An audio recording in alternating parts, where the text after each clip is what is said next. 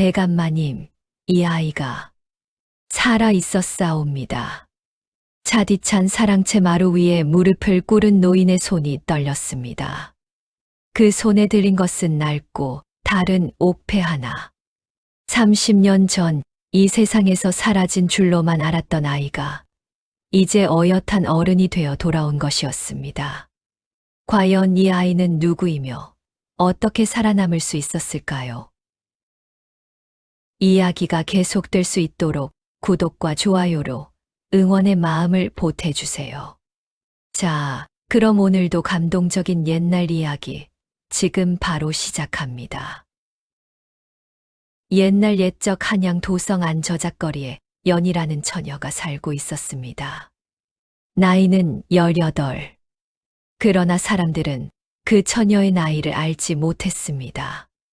얼굴은 때로 꼬질꼬질하고 입성은 헤어진 삼배 하나가 전부였으니까요. 머리카락은 풀어헤쳐진 채 먼지가 뒤덮여 있었고 맨발에는 굳은 살이 박여 있었습니다. 연희는 매일 새벽 저작거리 한 구석에 쭈그리고 앉아 지나가는 사람들의 눈치를 살폈습니다. 누가 음식을 흘리면 달려가 주었고 생선 장수 옆에 서서 비린내라도 맡으면 그나마 다행이었습니다. 저리 꺼져, 이 거지야. 재수 없게 아침부터 웬 거지가. 사람들은 연희를 볼 때마다 손을 내저었습니다. 아이들은 돌멩이를 던지기도 했습니다. 그럴 때마다 연희는 아무 말 없이 자리를 피했습니다. 눈물도 흘리지 않았습니다. 이미 흘릴 눈물도 남아있지 않은 듯 했습니다. 저작거리 사람들은 연희를 그냥 저작거리 거지 처녀라고 불렀습니다. 부모도 없고 집도 없고 이름도 모르는 아이라고 생각했습니다. 하지만 아무도 몰랐습니다. 그 처녀의 품 안에 낡은 천 조각 하나가 숨겨져 있다는 것을.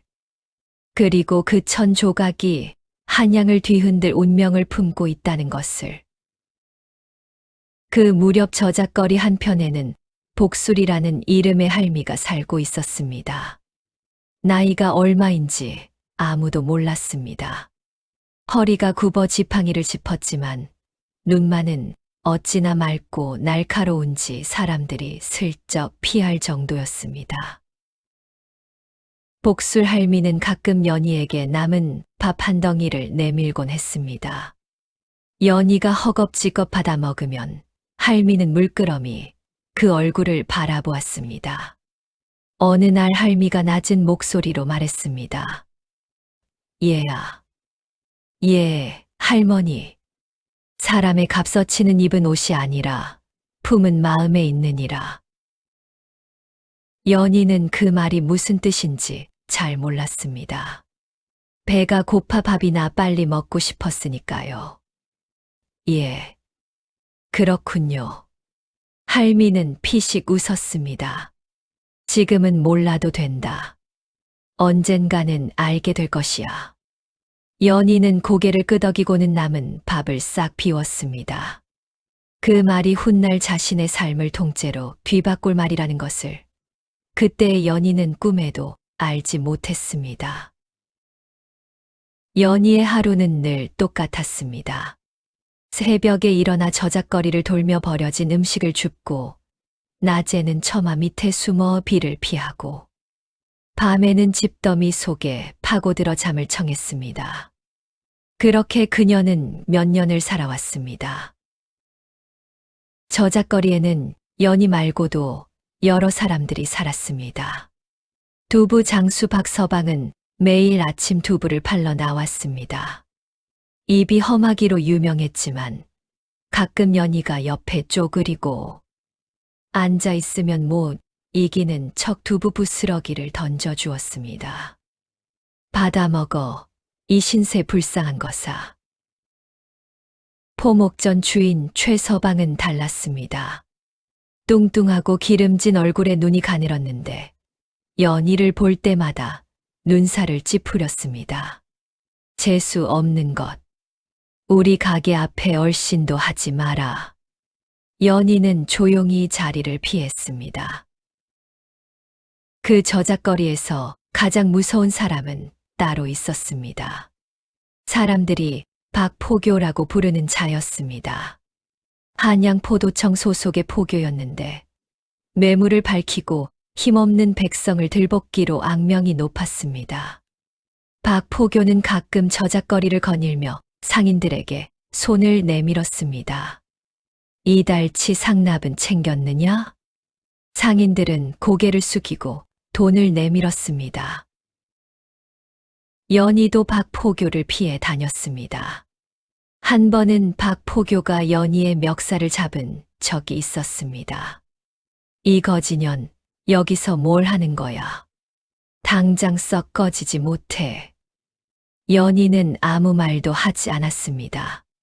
대신 품 안에 1,000조각을 꼭 쥐었습니다. 그것만이 연희의 전부였습니다. 그 낡은 1,000조각에는 글씨가 적혀 있었습니다.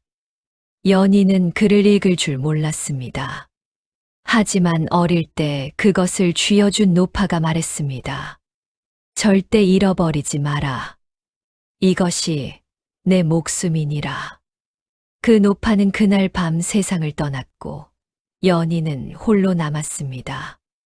그때부터 연희는 저작거리를 떠돌며 살아왔습니다. 왜 그것이 목숨인지, 거기에 무슨 글이 적혀 있는지 연희는 알지 못했습니다. 그저 죽을 것 같이 힘든 날에도 그 1,000조각을 쥐면 조금은 버틸 수 있었습니다. 그뿐이었습니다. 그해 봄 저작거리의 소문이 퍼졌습니다. 들었어. 이번에 세자빈 간택령이 내려졌대. 세자빈 간택. 그럼 한양 처녀들은 다 뽑힌다는 거잖아. 그렇지. 양반집 처녀만이 아니라 이번엔 평민 처녀들도 대상이라 하던데. 사람들이 술렁였습니다. 박포교가 포졸들을 데리고 저작거리를 돌아다니기 시작했습니다. 15에서 20 사이의 처녀는 모두 신고하라. 간택 대상이니라. 포졸들이 집집마다 돌아다니며 처녀들의 이름을 적었습니다. 그런데 그날 오후 박포교의 눈에 연희가 띄었습니다. 처마 밑에서 쪼그리고 앉아있던 연희를. 박포교는 눈살을 찌푸렸습니다. 저 거지녀는 몇 살이야? 두부 장수 박서방이 대답했습니다. 글쎄요. 18은 됐을 겁니다. 박포교는 한참 연희를 바라보다가 코웃음을 쳤습니다. 에이, 저런 거지가 무슨 간택이야. 그러고는 그냥 지나쳤습니다. 그런데 그 순간이었습니다. 저작거리 맞은편에서 말발굽 소리가 들려왔습니다. 그리고 말 위에 탄 인물이 저작거리를 천천히 지나치다가 갑자기 고삐를 당겼습니다. 말이 멈췄습니다. 말 위의 인물은 처마 밑 연희를 내려다보았습니다. 그리고 긴 침묵 끝에 낮은 목소리로 말했습니다. 저 처녀를 데려오너라. 수행하던 내관이 깜짝 놀랐습니다. 전하? 그렇습니다. 말 위의 인물은 다름 아닌 왕이었습니다. 미행으로 저작거리를 둘러보던 왕이 거지 처녀 연희를 보고 멈춰 선 것이었습니다. 저작거리가 순식간에 얼어붙었습니다. 내관이 달려와 연희 앞에 무릎을 꿇었습니다. 처자, 전하께서 부르시오. 따라오시오. 연희는 눈을 깜박였습니다. 무슨 말인지 이해하지 못했습니다. 저를요? 그렇소. 어서. 연희는 벌떡 일어나 뒷걸음질 쳤습니다. 저는 아무것도 한 게 없습니다. 저는 그냥 거지입니다. 잘못한 것이 있으면 말씀해 주십시오. 내관이 다시 말했습니다. 잘못한 것이 아니요. 전하께서 그대를 보고 싶어 하시오. 연희는 고개를 저었습니다. 저 같은 것을 왜요? 저는 부모도 없고 집도 없습니다. 이름도 모릅니다. 왜 저를? 그때 왕이 직접 말해서 내렸습니다. 저작거리 사람들이 일제히 엎드렸습니다. 박포교도, 두부장수 박서방도, 포목전 주인 최서방도. 왕은 천천히 연희 앞에 다가섰습니다. 그리고 낮은 목소리로 물었습니다. 무섭냐? 예. 두려워하지 않아도 된다. 너를 해치려는 것이 아니니. 왕의 눈이 연희의 얼굴을 찬찬히 살폈습니다. 때가 덕지덕지 묻은 얼굴이었습니다. 그러나 왕의 표정은 이상하리만치 고요했습니다. 품 안에 무언가를 쥐고 있구나. 연희는 깜짝 놀라 품 안에 천 조각을 꽉 쥐었습니다. 이건 제 것입니다. 훔친 것이 아닙니다. 빼앗으려는 것이 아니다. 그것이 무엇이냐? 모릅니다. 글을 읽을 줄 몰라서요. 왕이 잠시 생각하다가 말했습니다. 궁으로 와서 그것을 보여다오. 내가 읽어주마. 연희는 눈이 커졌습니다. 저작거리 사람들은 그 광경을 숨을 죽이고 바라보았습니다. 박포교는 두 눈이 튀어나올 것 같았습니다. 도대체 저 거지 처녀가 뭐길래 왕이 직접 말해서 내려말을 거는 것이란 말인가. 연희는 고개를 가로저었습니다. 저는 못 갑니다. 저는 궁에 갈 자격이 없습니다. 이런 몰골로. 몰골이 문제가 아니다. 저는 글도 모르고 예법도 모릅니다. 궁에 가면 패만 될 것입니다. 그것도 문제가 아니다. 왕은 조용히 말했습니다. 내가 너에게서 본 것은 그런 것이 아니니라. 연희는 입술을 깨물었습니다. 가슴이 쿵쿵 뛰었습니다. 무서웠습니다. 하지만 동시에 태어나서 처음으로 누군가가 자신을 제대로 바라봐 주는 느낌이 들었습니다. 그 눈빛이 연희의 가슴 깊은 곳을 건드렸습니다. 한참 동안 침묵이 흘렀습니다. 저작거리 사람들은 숨을 죽였습니다. 바람도 멈춘 것 같았습니다. 연희는 품 안에 천 조각을 꼭 쥐었습니다. 그리고 천천히 고개를 들었습니다. 가겠습니다. 왕의 입가에 희미한 미소가 스쳤습니다. 잘 결정했다. 내관이 즉시 가마를 불렀습니다. 연희는 생전 처음 가마 앞에 섰습니다. 어떻게 타는지도 몰랐습니다. 내관이 조심스럽게 안내했고 연희는 떨리는 손으로 가마의 문을 잡았습니다. 저작거리 사람들은 그 모습을 멍하니 바라보았습니다. 두부 장수 박서방이 중얼거렸습니다. 세상에, 저것 봐. 저 거지 처녀가 가마를 타네. 포목전 주인 최서방은 얼굴이 하얗게 질렸습니다. 자신이 그토록 천대하고 쫓아냈던 처녀가 왕의 부름을 받아 가마에 오르는 것을 보며 알 수 없는 불안감이 엄습했습니다. 박포교는 그 자리에 굳어 서 있었습니다. 다리가 후들거렸습니다. 가마가 천천히 움직이기 시작했습니다. 연희는 가마 안에서 품 안에 천 조각을 꼭 쥐었습니다. 이제 어떻게 되는 걸까? 알 수 없었습니다. 하지만 한 가지만은 알 수 있었습니다. 저작거리에서의 삶은 오늘로 끝이 난다는 것을. 궁에 도착하자 나인들이 연희를 데려갔습니다. 따뜻한 물에 몸을 씻기고 깨끗한 옷을 입혔습니다. 물의 때가 씻기자 나인들은 일제히 숨을 삼켰습니다. 눈썹은 먹으로 그린 듯 진하고 눈동자는 가을 하늘처럼 맑았습니다. 살결은 눈처럼 하얗고 입술은 붉은 꽃잎 같았습니다. 절세미인이었습니다. 세상에, 이런 얼굴이 저작거리에 묻혀 있었다니. 나인들이 수군거렸습니다. 연희는 자신이 어떻게 생겼는지조차 몰랐습니다. 깨끗한 물에 자신의 얼굴이 비치자 그제서야 자기 얼굴을 처음 제대로 본 것 같았습니다. 그때 나이 지긋한 상궁 하나가 다가왔습니다. 어깨가 곧고 눈빛이 따뜻한 분이었습니다. 나는 최상궁이다. 오늘부터 내 곁에 있을 것이야. 연희가 고개를 숙였습니다. 감사합니다. 그런데 저는 왜 여기 온 걸까요? 전하께서 왜 저를? 최상궁은 조용히 웃었습니다. 전하께서는 사람을 볼 줄 아시는 분이다.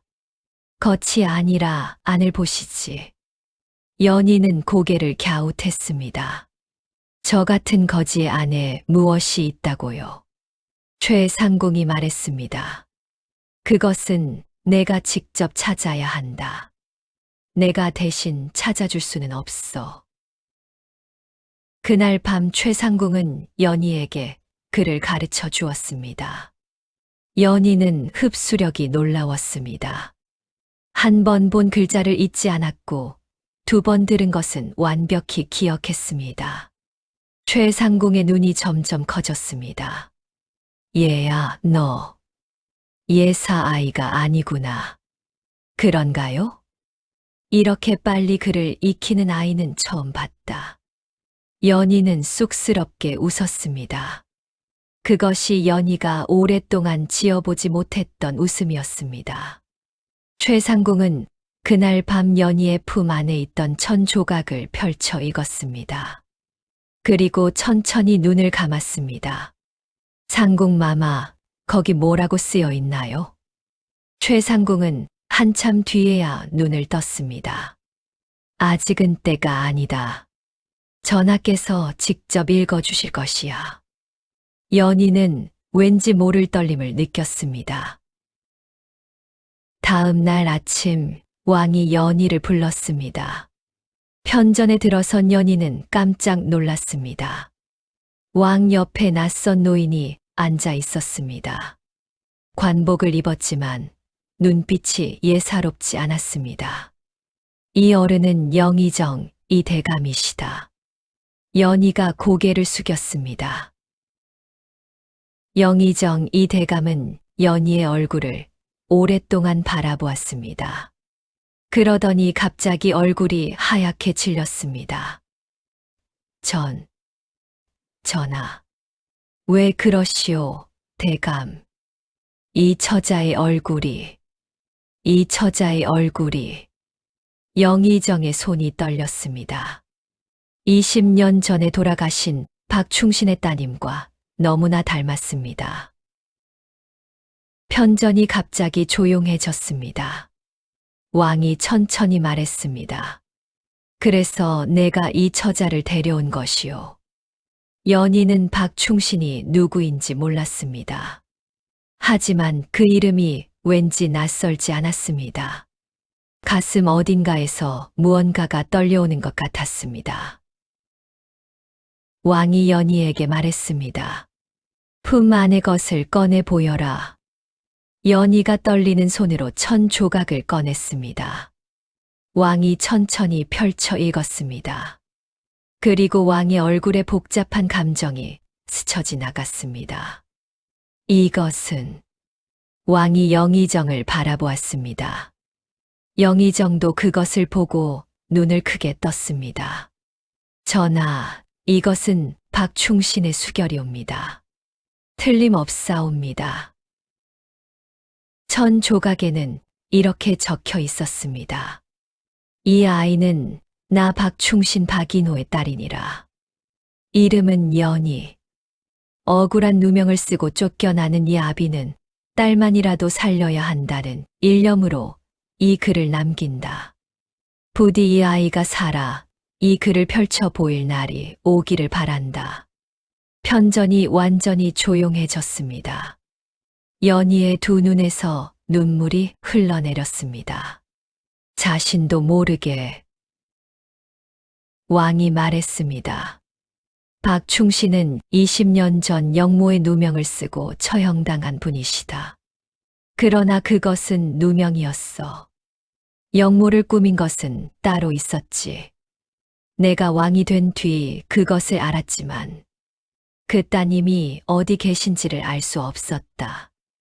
연희는 무릎이 풀려 그 자리에 주저앉았습니다. 그럼 제가 그렇다. 너는 박충신의 딸이다.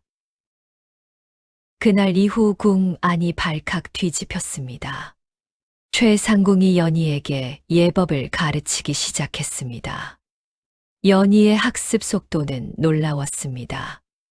나인들이 혀를 내두를 정도였습니다. 처음 배우는 거라고는 믿기지 않아.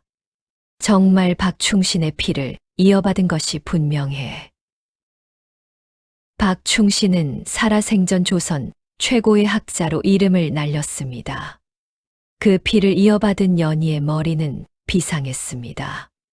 보름이 지나자 연희는 기본 예법을 모두 익혔습니다. 한 달이 지나자 경서를 읽기 시작했습니다. 두 달이 지나자 왕과 나라시를 두고 이야기를 나눌 수 있게 되었습니다. 왕은 연희와 이야기하는 것을 좋아했습니다. 너는 어떻게 생각하느냐? 지방 수령이 백성에게 과도한 세금을 거두는 문제를. 연희는 잠시 생각하다가 말했습니다. 저는 저작거리에서 살았습니다. 세금이 오르면 가장 먼저 힘들어지는 것은 장사치들이 아니라 그들에게 일거리를 빌부터 사는 사람들입니다. 아무것도 가진 것 없는 사람들이요. 왕이 고개를 끄덕였습니다. 그 말이 맞다. 연희의 말 한마디 한마디에는 저작거리에서 살아온 삶의 무게가 담겨 있었습니다. 어떤 신하도 하지 못하는 말을 연희는 거침없이 했습니다. 왕은 점점 연희를 신뢰하게 되었습니다. 그런데 그 소식이 궁 밖으로 새어나가기 시작했습니다. 저작거리 거지 처녀가 궁에 들어가 왕의 총애를 받는다는 소문이 한양을 떠들썩하게 만들었습니다. 그 소문을 가장 예의주시하는 자들이 있었습니다. 바로 20년 전 박충신에게 영모의 누명을 씌웠던 자들의 후손이었습니다. 석 달이 지난 어느 날 왕이 연희를 편전으로 불렀습니다. 신하들이 가득한 자리였습니다. 영의정 이 대감을 비롯한 주요 대신들이 모두 모여 있었습니다. 연희가 들어서자 웅성거림이 일었습니다. 왕이 선언했습니다.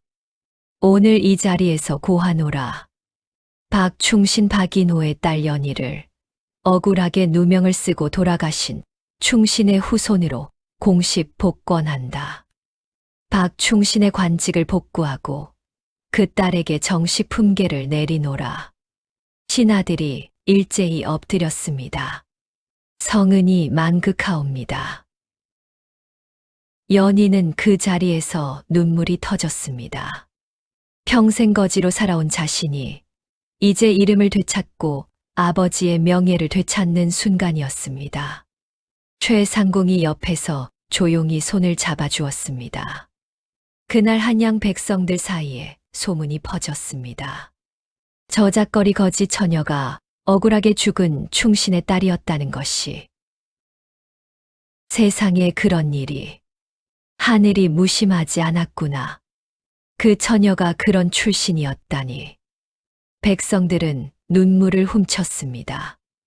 그러나 그 기쁨이 채 가시기도 전에 궁 안에서 이상한 기운이 감돌기 시작했습니다.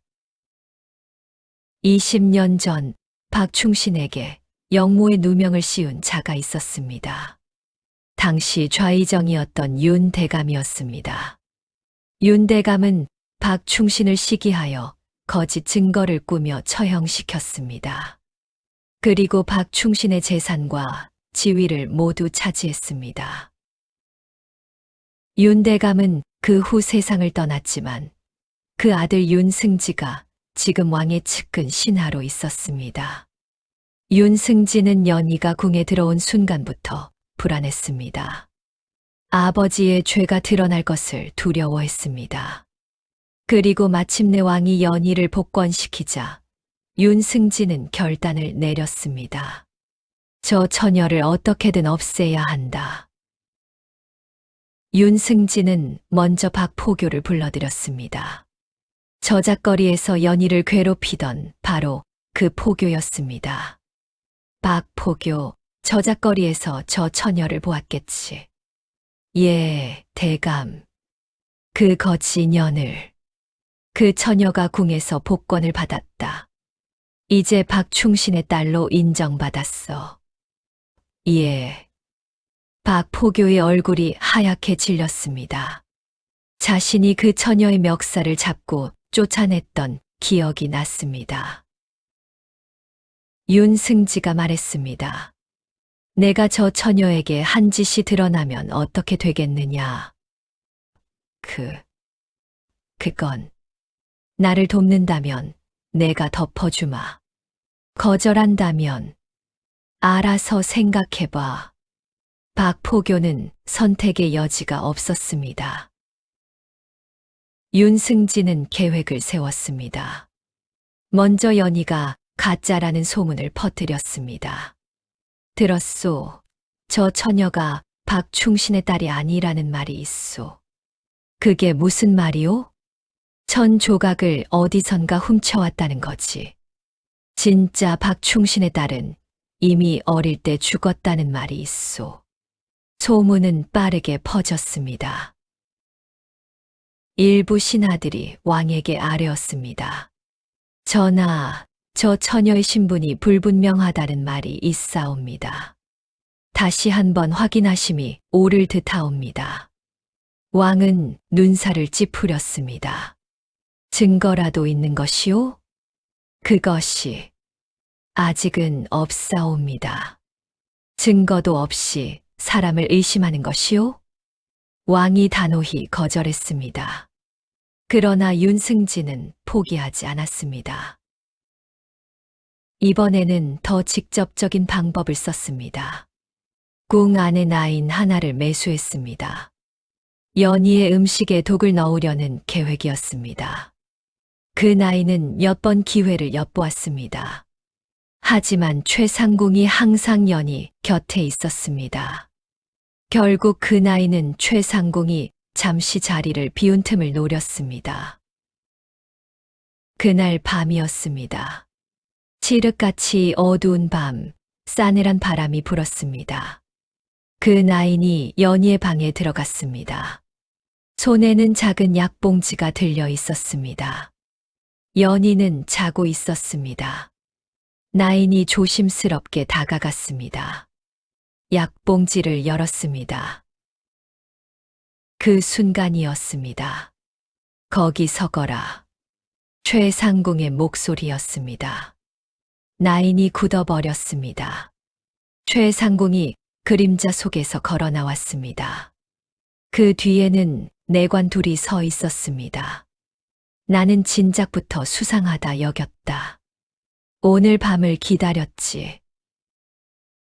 나인은 그 자리에 주저앉아 울기 시작했습니다.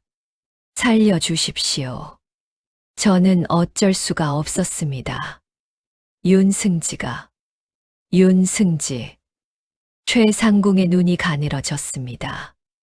그날 밤 연희는 모든 것을 알게 되었습니다. 윤승지가 자신을 없애려 했다는 것을.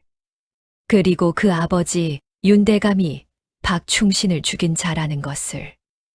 연희는 이를 악물었습니다. 주먹을 꽉 쥐었습니다. 그러나 윤승지는 거기서 멈추지 않았습니다. 다음 날 아침 윤승지는 왕에게 나아갔습니다. 전하, 어젯밤 연이라는 처녀가 내관을 꼬드겨 궁 밖으로 서신을 보냈다 하옵니다. 무슨 서신이요? 외부 세력과 내통하는 서신이라 하옵니다. 전하를 해치려는 영모의 기미가 있사옵니다. 왕이 자리에서 일어났습니다. 증거가 있소. 여기 그 서신이 있사옵니다. 윤승지가 종이 한 장을 내밀었습니다. 물론 그것은 윤승지가 꾸며낸 가짜 서신이었습니다. 그러나 연희의 이름이 적혀 있었고 내용은 왕에게 불리한 말로 가득했습니다. 왕의 얼굴이 굳었습니다. 신하들이 일제히 아뢰었습니다. 전하, 잠시 연희를 가두시고 조사하심이 옳을 듯하옵니다. 그것이 마땅하옵니다.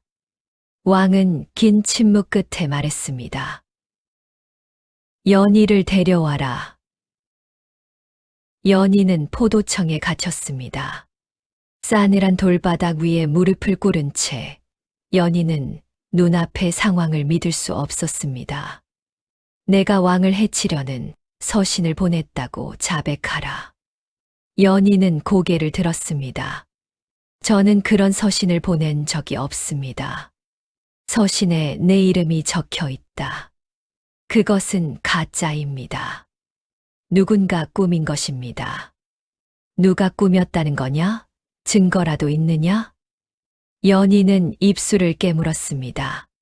증거가 없었습니다. 포교가 소리쳤습니다. 자백하지 않으면 형신을 가할 것이다. 연희는 눈을 감았습니다.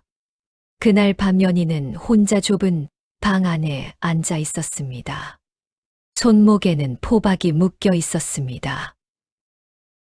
저작거리에서 거지로 살아온 날들이 떠올랐습니다. 아버지의 얼굴은 기억나지 않았습니다. 하지만 품 안의 1000조각은 이제 포도청 관리가 빼앗아 갔습니다. 마지막 남은 것마저 사라졌습니다. 눈물이 흘러내렸습니다. 가슴이 찢어지는 듯 했습니다. 이것으로 끝인가? 아버지의 누명을 벗기기는커녕 자신도 누명을 쓰고 죽는 것인가? 그날 밤 어둠이 깊었습니다. 아무도 없었습니다. 연희는 차가운 돌바닥에 쓰러져 눈물도 나오지 않는 채 눈을 감았습니다. 그때 문득 복술 할미의 목소리가 떠올랐습니다. 사람의 값어치는 입은 옷이 아니라 품은 마음에 있느니라. 연희는 눈을 떴습니다. 그 말이 처음에는 밥이나 빨리 먹고 싶어 그냥 흘려들었습니다. 하지만 지금 이 순간 그 말이 가슴 깊이 파고들었습니다. 입은 옷. 연희는 지금껏 무엇을 두려워했던 것인가? 거지라는 것을, 아무것도 없다는 것을, 1000조각 하나만 남았다는 것을. 하지만 1000조각은 빼앗겼습니다. 옥패도 없습니다. 증거도 없습니다. 그런데 연희는 천천히 생각했습니다. 1000조각이 없어도 자신이 박충신의 딸이라는 사실은 변하지 않습니다. 1000조각은 증거였을 뿐 진실 자체는 아니었습니다. 진실은 다른 곳에 있을 수 있습니다. 연희의 눈이 번쩍 뜨였습니다. 그렇습니다. 20년 전 박충신이 영모의 누명을 쓸 때 반드시 억울함을 호소한 사람이 있었을 것입니다. 그 사람을 찾는다면, 그리고 윤대감이 증거를 꾸몄다는 것을 증명할 수 있는 자가 아직 살아있다면, 연희는 벽에 기대어 앉아 밤새 생각했습니다. 그리고 새벽이 되자 한 사람의 이름이 떠올랐습니다. 영의정, 이대감. 이대감은 20년 전 박충신과 함께 조정에 있었습니다. 그리고 박충신이 처형당할 때 홀로 억울함을 호소했다는 말을 최상궁에게 들은 적이 있었습니다. 이 대감을 만나야 합니다. 어떻게든 이 대감에게 전해야 합니다. 아침이 되었습니다. 포교가 들어왔습니다. 자백하겠느냐? 아니요. 연희는 또렷하게 대답했습니다. 밤새 울고 무너졌지만 이제 눈빛이 달랐습니다. 저는 자백할 것이 없습니다. 대신 한 가지 청이 있습니다. 무슨 청이냐? 영의정, 이 대감을 만나게 해 주십시오. 포교가 비웃었습니다. 영의정을 내까지 것이 감히? 이것은 저만의 문제가 아닙니다. 20년 전 억울하게 죽은 충신의 문제이기도 합니다. 만약 이 대감을 만나지 못하게 하여 진실이 묻힌다면 그 책임은 당신에게도 있을 것입니다. 포교가 흠칫했습니다. 연희의 눈빛이 흔들리지 않았습니다. 당당했습니다. 거지 처녀의 눈빛이 아니었습니다. 포교는 한참 망설이다가 밖으로 나갔습니다. 그날 오후 영의정 이 대감이 포도청에 나타났습니다. 이 대감은 연희를 보자마자 눈을 크게 떴습니다. 진정 박충신의 따님이시오? 예, 대감. 저는 연희입니다. 이 대감은 긴 침묵 끝에 말했습니다. 20년을 기다렸소. 이 대감의 목소리가 떨렸습니다. 박충신은 억울하게 죽었소. 내가 그것을 알면서도 막지 못했소. 당시 나는 아무 힘이 없었고 윤 대감의 음모에 맞설 방법이 없었소. 나는 그것이 평생의 한으로 남아 있었소. 이 대감이 고개를 숙였습니다. 따님, 내가 할 수 있는 모든 것을 하겠소. 이 대감이 말했습니다. 20년 전 윤 대감이 증거를 꾸민 과정을 목격한 사람이 있다고. 당시 윤 대감의 수하였다가 나중에 뉘우치고 시골로 내려간 자가 있는데 그 사람이 아직 살아있다고. 그 사람을 데려올 수 있겠습니까? 이미 연락을 해두었소. 오늘 밤 한양에 도착할 것이요. 연희는 눈을 감았습니다. 가슴이 벅찼습니다. 이 대감은 즉시 왕에게 나아갔습니다. 전하, 소신이 아를 것이 있사옵니다. 왕이 이 대감을 바라보았습니다. 20년 전 박충신의 일에 대해 아뢰겠사옵니다. 소신은 그때의 일을 직접 목격했사옵니다. 이 대감의 목소리는 떨렸지만 또렷했습니다. 윤 대감이 박충신을 모함하기 위해 거짓 서신을 꾸몄습니다. 소신은 그것을 보았으나 당시 힘이 없어 막지 못했사옵니다. 그 죄는 죽어도 용서받지 못할 것입니다. 편전이 술렁였습니다. 왕의 얼굴이 굳었습니다. 증인은 있소. 있사옵니다. 당시 윤 대감의 수하였던 자가 오늘 한양에 도착했사옵니다. 그 노인이 편전으로 들어왔습니다. 70이 넘은 노인이었습니다. 다리를 절뚝이며 걸어왔습니다. 소인은 20년 전 윤 대감의 명을 받아 거짓 서신을 필사했습니다. 그것이 죄인 줄 알면서도 명을 거역하지 못했습니다. 죽기 전에 이 죄를 고백하지 않으면 눈을 감을 수 없을 것 같아 이렇게 나왔습니다. 노인이 엎드려 이마를 바닥에 찧었습니다. 전하, 박충신은 억울합니다. 그분의 억울함을 풀어주십시오. 편전이 완전히 조용해졌습니다. 왕이 자리에서 일어났습니다. 윤승지를 잡아들여라. 윤승지는 그날 즉시 포박되었습니다. 신문이 시작되었습니다. 처음에는 모든 것을 부인했습니다. 소신은 아무것도 모릅니다. 그 노인이 거짓말을 하는 것입니다. 증거도 없이 저를 이렇게 대하시는 것입니까? 그러나 포도청 관리들이 윤승지의 집을 수색했습니다.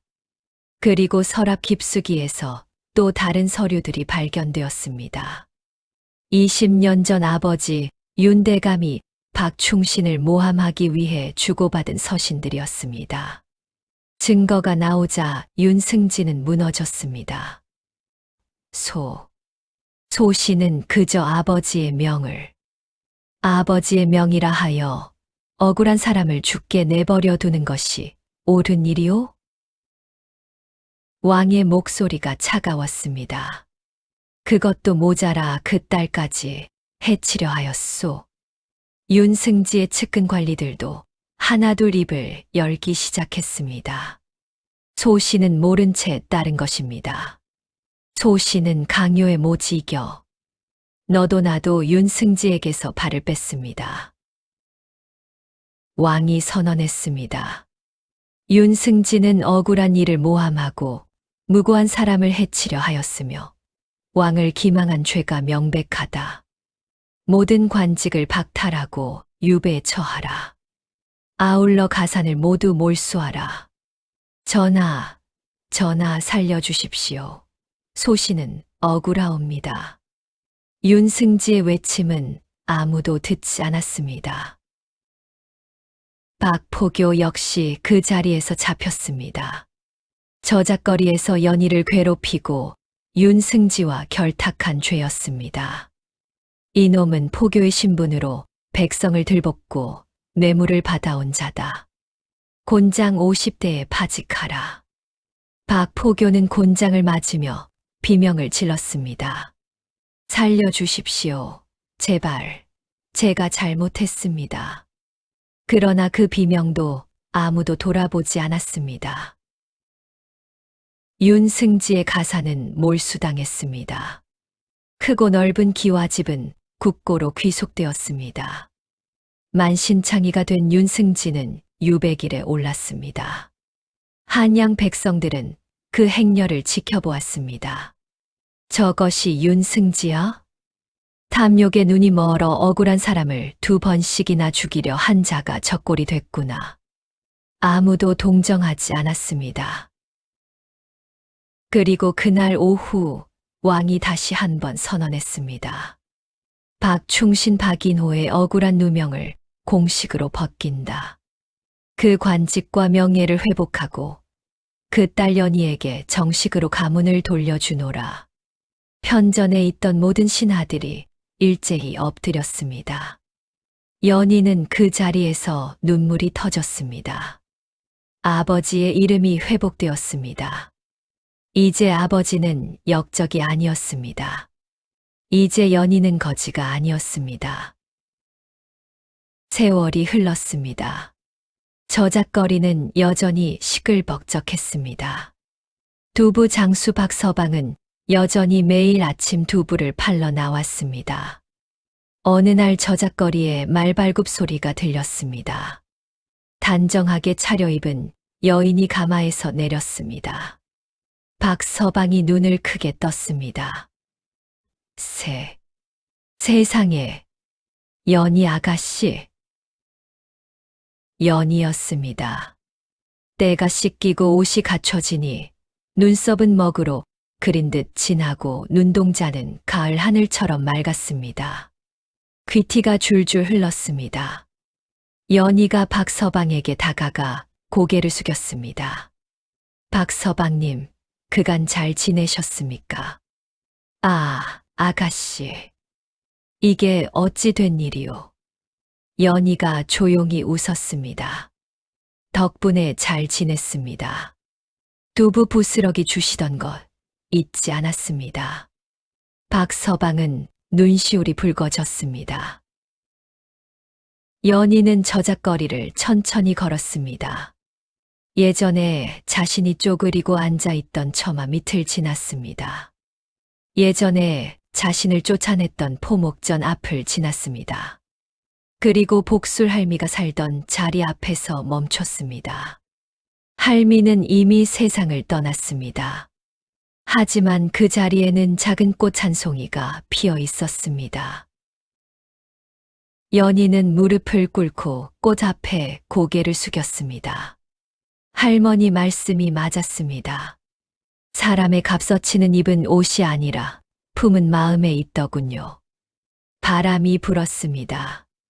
꽃이 흔들렸습니다. 마치 할미가 대답하는 것 같았습니다. 연희는 훗날 이렇게 말했다고 합니다. 저작거리에서 거지로 살았던 그 시절이 없었다면 저는 백성의 아픔을 알지 못했을 것입니다. 그 시절이 저를 만든 것입니다. 탐욕을 심으면 배신을 거두고 정직을 심으면 복을 거두는 법입니다. 하늘은 무심한 것 같아도 결코 억울한 일을 영원히 외면하지 않습니다. 다음 영상을 빠르게 만나보시려면 좋아요와 구독을 눌러주세요. 지금 화면에 나오는 미다며 훈장에 더 재미있는 영상들도 함께 해주세요. 그럼 모두 행복한 하루 보내세요. 감사합니다.